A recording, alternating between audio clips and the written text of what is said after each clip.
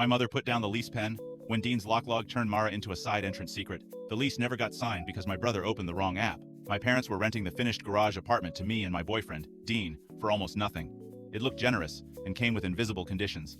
My mother wanted proof we were stable. My father wanted rent on paper. My brother Colin wanted the Wi-Fi working before anybody moved a mattress in. Dean fit my family too well. He grew up on our street and had that dangerous, like family status that makes everyone forgive him in advance.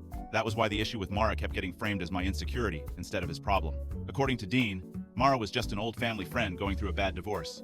She needed help with errands and whatever crisis hit. Every time I asked why she specifically needed my boyfriend, he said some women hear another woman's name and build an affair out of errands. I tried to be fair. I also noticed things. The midnight calls. The way he stepped outside to answer. The Saturday he said he was helping my uncle haul lumber and came back smelling like perfume over sawdust. He said Mara cried in his truck after mediation and hugged him. I told myself adults can help adults without it meaning more. The lease walkthrough was in my parents' kitchen. Dad had the rental addendum. Mom had lasagna on the table. Colin was pairing Dean's phone to the smart lock because Dad wanted every access code documented before we got keys. Dean handed him the phone and said, "Use the lock app, not the notes." Colin smirked. That sentence is never reassuring.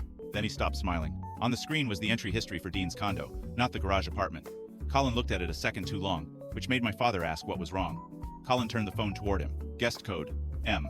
Hale, Tuesday 12:14 a.m. Thursday 11:51 p.m. Saturday 6:07 a.m. Mara's last name is Hale. Dean said it was old and meant nothing. My father asked why another woman had an active guest code at all.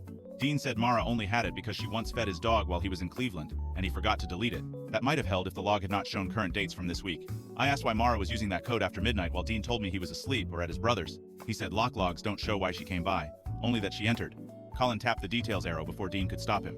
Note attached to code. Use garage side. Don't ring front if her family's there. Nobody spoke. That was the turn. Until then, people could still tell themselves I was reading too much into practical access. Once the note appeared, the room stopped treating the problem like my imagination and started treating it like a system Dean built on purpose. Dean said her family meant Mara's ex-in-laws because they still watched the condo during custody swaps.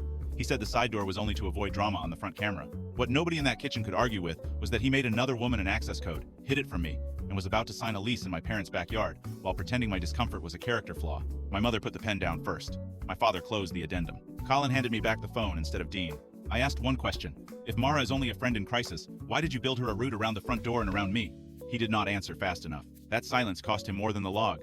Dad said there would be no lease tonight and no keys until Dean figured out whether he wanted my family's trust or Mara's emergencies. Dean kept saying nothing physical happened and everyone was convicting him over a code and one badly worded note. Maybe they were, but by the time he carried his overnight bag back to his truck, nobody in my house was calling Mara harmless anymore. They were calling her by name and asking how many times "use the garage side" had already meant exactly what it sounded like.